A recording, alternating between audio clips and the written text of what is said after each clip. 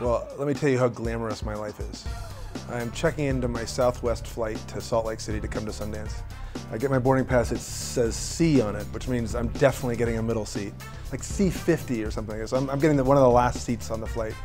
And then we go to the gate and it says 2-hour delayed. And I'm sitting there going, this sucks. And then just right when I sit down and say this sucks, my iPhone buzzes and it says Paramount picks up Waiting for Superman. And it's just like, and you're like, this is Sundance, man. This is where miracles happen, you know. And for this movie, a documentary about public schools, it's a miracle. It feels like it was yesterday a little bit. I mean, I still connect to the 23-year-old kid who's an assistant who just is in awe of all the filmmakers here. I still don't kind of feel like I belong here, but and the place looks the same. There's a lot more swag and a lot more weird puffy coats, but if you focus on the filmmaking and what Robert Redford's doing, what the Institute is doing, it's the same thing. It's like honoring great movies, and it's pretty wonderful. And I got to sit there and watch Steven Soderbergh become Steven Soderbergh. I mean, he was just he's like a 23-year-old kid, made a small movie.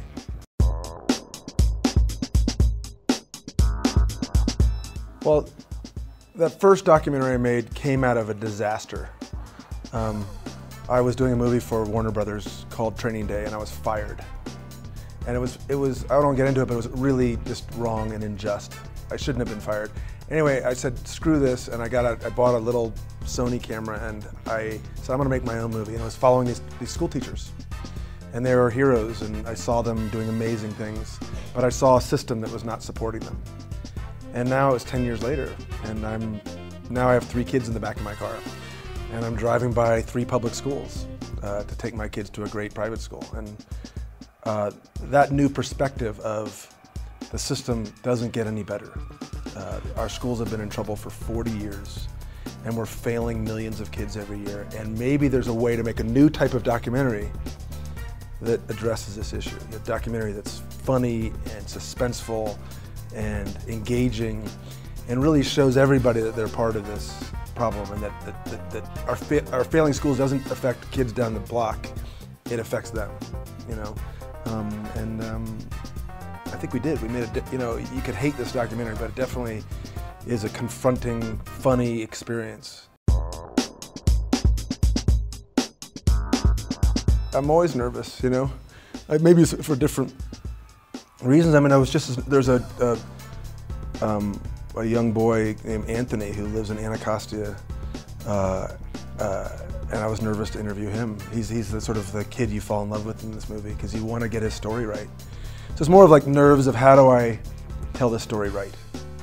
You know, what's great about this movie is you've got this little boy, and then you got Bill Gates who can tell you about the landscape of why schools aren't just failing our kids, they're failing our economy, our sense of competitiveness in the world. So I was really nervous whether I could pull this movie off. This is the hardest movie I've ever done.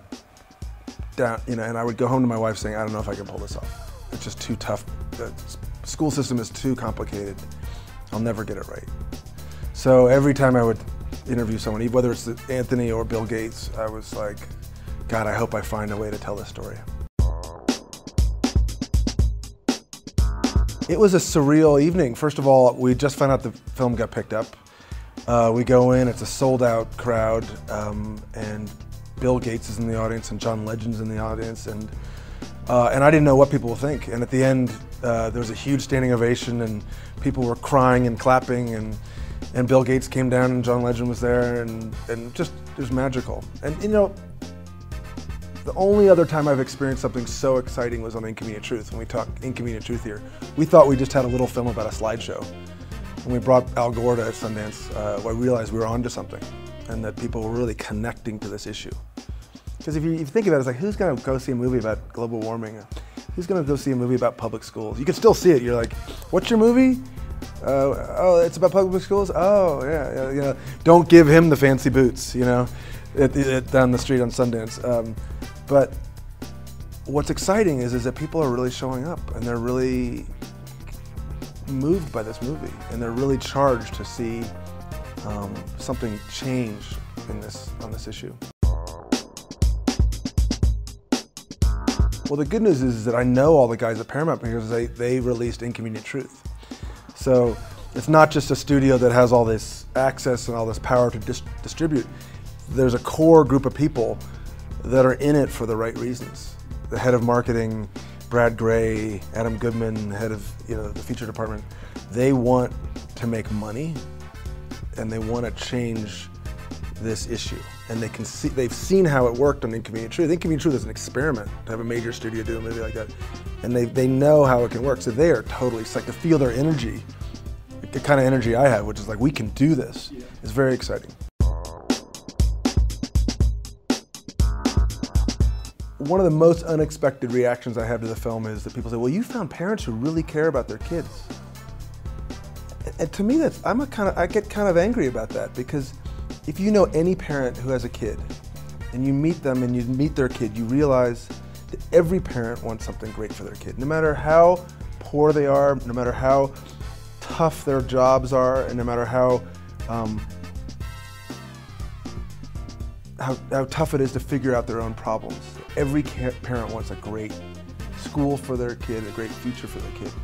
And you see that in this movie. You fall in love with the parents as much as you fall in love with the kids. I picked Anthony and Bianca and Daisy and Emily because they embody something bigger. There are millions of Anthonys out there. So they personify a much bigger thing. So I want the audience to feel how we're failing Anthony. And then I want them to realize that there are millions of Anthonys out there.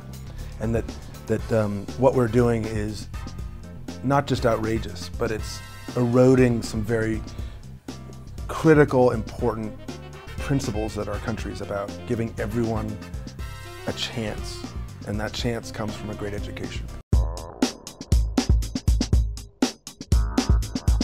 The movie's kind of an experiment because we made two movies. We made the story of the kids and trying to get into a good school, and they end up in a lottery, and it's this suspenseful, heartbreaking ending. And then we made another movie which is about what I call the folly of the adults, and how we've built this crazy system of our schools that really actually is built to make adults happy. It's built to give adults jobs. It's built to keep the system, safe and easy for the adults. And it neglects the kids every single day. And to me, that's tragedy, and it's comedy, and it's just absurdity.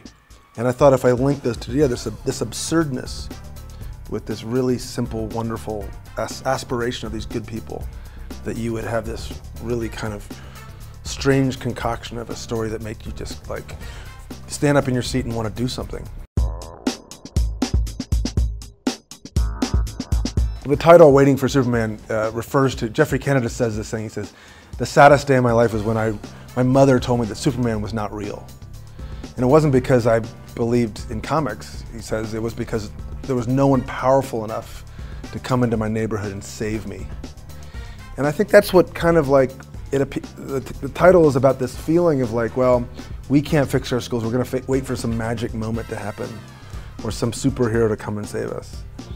And I want people to think about that idea and whether that's actually real and what will actually really fix our schools.